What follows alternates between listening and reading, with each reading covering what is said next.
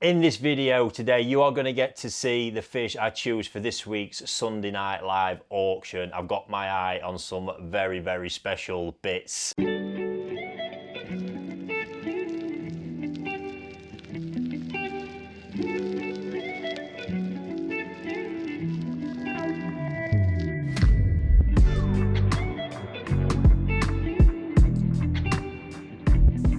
It's a very diverse spread with a big focus on fish that will include in the final bid growing here with me until the end of September. Obviously that's a service that we've pretty much pioneered here in the UK and something I take great pride in. Growing koi is for me the absolute best part of the hobby.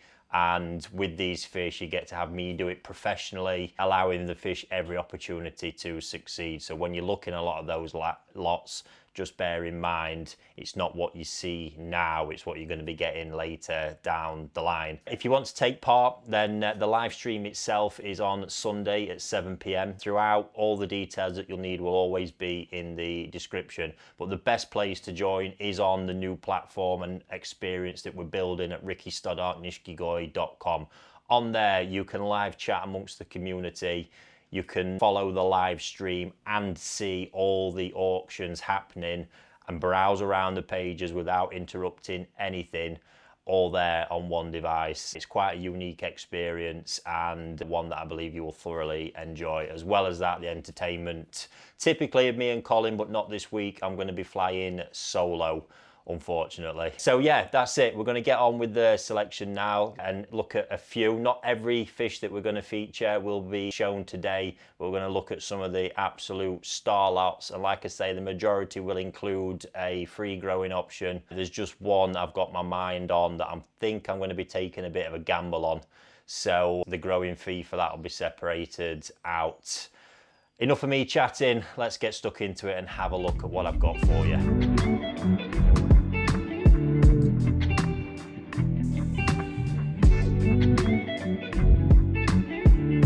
Right, based on the popularity of these at the moment, I think ever since I dropped my video, there's been a mass appetite for Otsuka Akamatsuba. Now,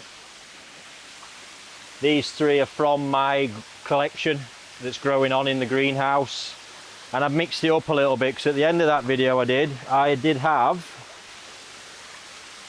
one very unique Doitsu Akamatsuba. As I netted them up the other day, I had there was just a real standout example of the normal Akamatsubas and this really unique Kawari example. Let's get them in the bowl and have a closer look. So first of all, I'm going to begin with the Doitsu Akamatsuba. This thing is quite incredible and it's going to be a growing machine. Now last year I had one of these in the normal Asagi style with the Aragoke scale formation, and it did grow phenomenally well. One lucky person snapped that fish up. Now this year with this one we've obviously got that real red variant. Now the coloration itself is nowhere near the popping red I'm going to expect to see at the moment. You can see there's differential between the head and the body as it stands. That's going to come later in life, but for now I'm really focusing on that unique scale formation in the back and the structure, knowing what it can become. Very, very excited. It really is a unique fish for the ones that love the weird and wonderful. And then of course that Otsuka bloodline, the Monbei characteristics, you can see there all the potential for that Otafuku, them chubby cheeks. And then the next two we're going to look at side by side now. Please excuse the Kawari Asagi in netting because it's so warm at the minute. It's just scuffed a little bit of skin on its head, but as it's a fish that includes growing, we're still including it because that'll very quickly just knit itself back together. The Akamatsuba to begin with is just prime. It stood out because of the body, the quality of the Amime Matsubamon in the back, already looking so good, really predictable. All this fish needs to do is grow, and trust me, from the structure I see, it's going to do exactly that. Real standout one amongst about 200 in that pond. That's why I've whipped it out and done it including growing. Microchipped as well, as we do with everything, but this will actually be moved to another pond that's a bit less competitive as well to continue its growing. And then the Kawari Asagi. So I mentioned in the Akamatsuba video that I did, a few of them, it's like a recessive gene back towards Asagi. That's exactly what it's doing. It's not fully formed. The head coloration I don't think is finished yet. Looks messy at the moment. There's a lot more to come. But what we can see is the signs of that real intense red beni that can come from these of Otsuka. And of course, the strong body characteristic, the potential for the Otafuku face. I think as it grows out, there'll be a bit more of that Asagi blue coloration creep in, but the head pattern's going to keep it super interesting. So 2 more cracking lots to have a stab at from, you know, Japan's leading bloodline for these varieties, in my opinion.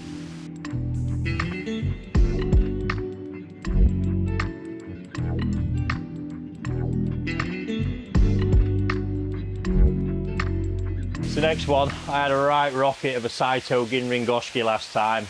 There was a battle for it. I might have a few more of them gems and a little bit of metallic magic. Let's have a look. I'm generally quite reluctant to let these go at the minute because I really do enjoy growing them. And weirdly, as it stands, the Sumi on the Kuro base really seems to be actually developing while it's as hot as it is. I have got 4 absolute gems in here. If you love floating beni, it's time to get excited. So the level amongst these is pretty banging all around, but we start with the Ginrin Goshiki because that is a fish of such a level. I really debate putting it in there because, yeah, to have all the technical qualities it's got, the floating beni, the potential for that high level Kuro base, it's in a really perfect stage for its development into that as well. Fantastic body line, and then the pattern that it has, the technicality, the balance, just ticking so many boxes. I'm incredibly excited for it, but I think it's only right we share the opportunity for someone to get their hands on it and still have me grow it on. At least I can enjoy that process of maxing out or eking out the potential that that has, because it's an absolute dream. So the next 2, floating beni. I mean, wow, wow, wow, wow. Mega potential for the Kuro base. Again, it is the style that Saito Goshiki have genetically. It just takes time to come up. They're in a very, very good place for it. The 2 examples do differ in quality slightly, and that primarily comes from the pattern, the potential of the pattern and the overall balance, and that is a big differentiator when it comes to quality. But overall, 2 cracking body lines, superb examples of floating beni, good thickness to it to carry that through, and both bases in a great spot. Also showing the potential to get an Amime net pattern effect within the Kuro base later on. So from the 2, this is the one that, for me, is probably my absolute top Goshiki in the pond. And I love it. Now, with these, people say you need a Kohaku pattern. That's not necessarily how it plays out with Goshiki, because the Sumi and the base characteristic can also be a part of the pattern. And that's what's going to happen here. You can see the early effects start of this kind of net effect forming within the Sumi, and as the whole thing darkens, that will remain. You can see the base a bit thicker on the head, but the overall balance and flow of this, by the time that's fully progressed, is going to be quite remarkable. And that beni, just to lift it out of the water, look, it's flawless, absolutely superb. And with this one, structurally, there's not a lot to split between them. Beni also excellent. Just where it differs, I think we're going to see the same characteristic in the base. This one's a little bit more progressed with that Kuro base at the minute. But the biggest difference is just the pattern. This one's not quite got the same level of balance mid-body. Had there been a bit more beni in this sort of area, it would have elevated that up substantially. And what is showing, and it'll be a personal preference, is a bit of red colour just in the bottom of the tail.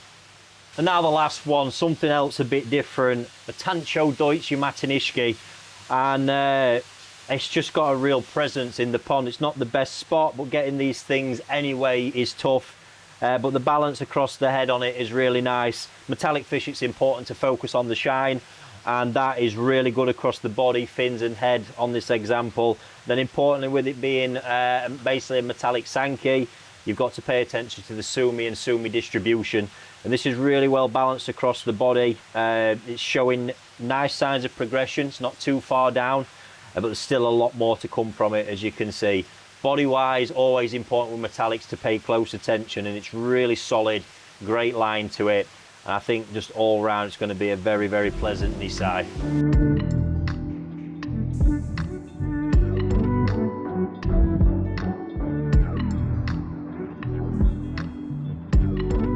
Now this morning I managed to give my Nogami Showas a bit of a sort. These really are superb. So this is the primary base of this bloodline is an Ikarashi Kazuto female.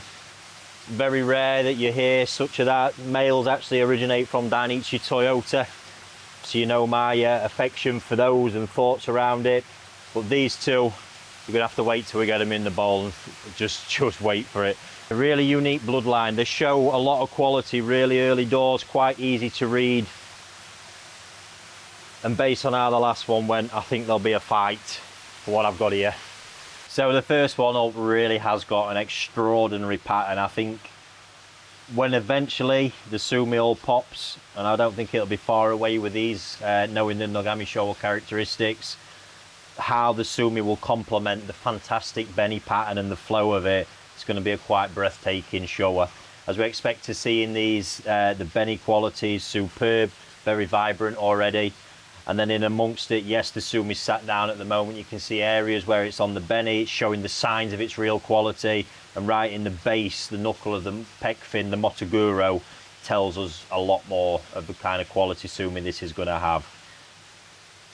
Yeah, it'd be a joy growing this one through. It's going to be raising one of my 3.5K ponds as well to really eke every bit of potential out of it. And the last bit, as I'm looking at it right now, is the potential there for the most amazing bit of memoir. Then this one, the makings, bit of a gambling man's fish. There's a little aspect to this I'm going to explain, but as for the rest of it, the skin quality, the luster is just dreamy. Across the Sumi and the beni. Shiroji's already crisp, can become even better. You'll see a few areas of bluish skin. That's not going to remain. The Shiroji will thicken over that at some point. And a great shape. Again, if you look at the Motoguro, it's easier to tell where the Sumi quality is eventually going to head. And the memoir that this has already, and the overall head pattern is so interesting and desirable. The little gamble is on the shoulder. There's a little piece that I don't know if eventually at some point it scraped it or it is just white within the beni. I have no concerns whatsoever it's going to affect the colour quality on the body. There's too much there. What I don't know is if it'll ever fully recover. Hence really the reason for letting this one go, because otherwise I think it would definitely be a fish I would just keep through to Nisai and sell later on, because it's going to be a valuable fish, I do believe. So yeah, good luck on that one. I don't think that's going to put many people off, and I suspect a strong fight for this.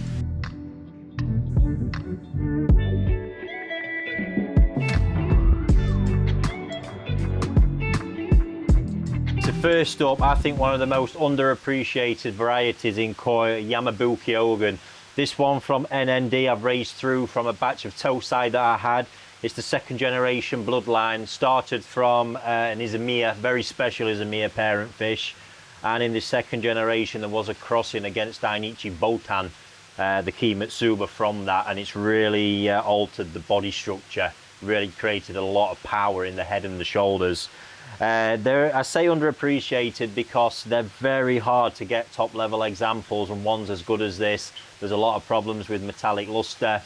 The red spots is another issue, and then when you get past all that, the scale lines, because that high quality fukurin, as it gets bigger, when the scale alignment's not right, it can really show up. In this particular case, this one has really delivered on all accounts. They have a nasty trick in the process as well, that when they grow, they generally tend to really lighten off, so you don't get that true kind of bar of gold colour that's here in this one now, and it's only going to get better.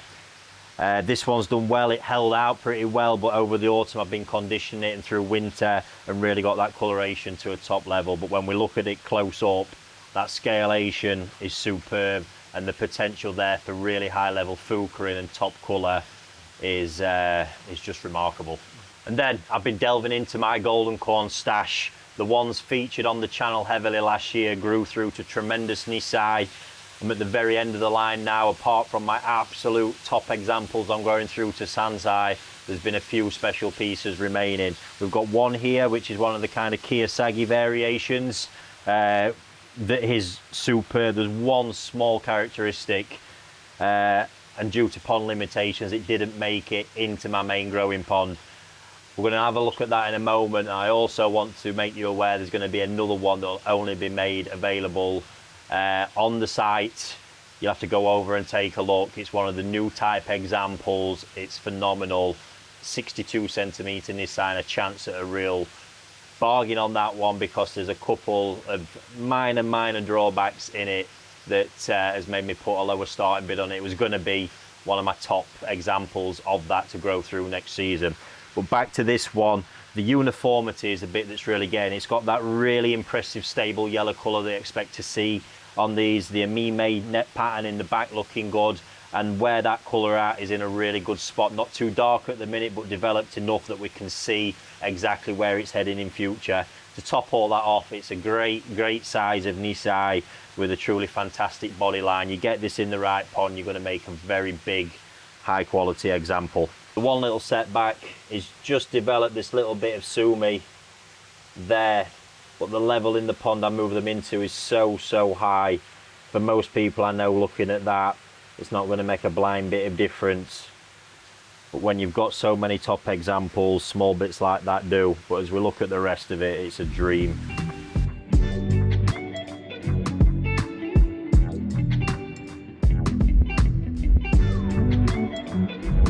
Now, I think this week's spread is truly sensational across the board. But of course, as with every week, we need a special one, really special one chosen. This I've had my eye on all week, because Colin's not here. I'm deciding it's a true one for the unique lovers, and I think it is going to be a one-of-one item in the end. The progression, I've got a picture as well to show you, week on week at the minute, is frightening. Let's have a look. So this is the pond where I'm growing my biggest and best Nisai through to Sansai, and some Sansai through to Yonsai. Now, many of you, and you've been big fans of these, Oya produced these metallic Asagi last year. Not seen them again so far. They grew, and they are growing exceptionally well. But this one, having looked like a Parachina all winter, out of nowhere, started developing the most unique beni pattern. And as each week passes at the moment, it's gone from a mucky yellow to orange, and what I do believe is that in the end of this, because it's what Oya Asagi can do, is going to be a fierce deep red colour. So we start really, I think, the structure's there for all to see. I'm not really in any position to tell you where I think this is going to head, because it's already completely caught me off guard. I always knew there'd be red pigment development, but exactly what it's done, it's very similar, and the origins are no doubt similar, being Asagi, to the Saito Shunku. But I think there's a strong red pigment potential within this. The Shunku have the more yellow gold colour. But the progress to come from nothing to this is quite insane. Now, 57 cm, this fish is around 25 months old at the minute. I think it's going to be a huge Sansai. It's in my best pond for getting the most size out of it as well. The head's a little bit off at the moment. That's because we've started feeding the colour food, and I believe that's why the colour's been toning up at the rate of knots that it has.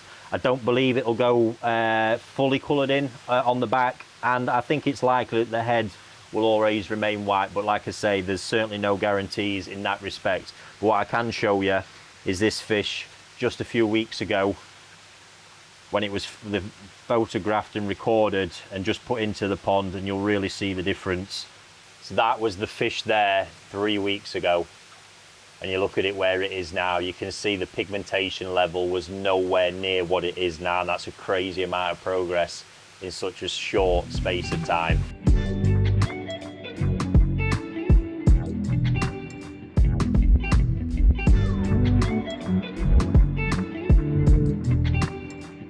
So there we have it. Remember, that's not the full spread. You'll have to join us on the night, because we have our sprint auctions as well.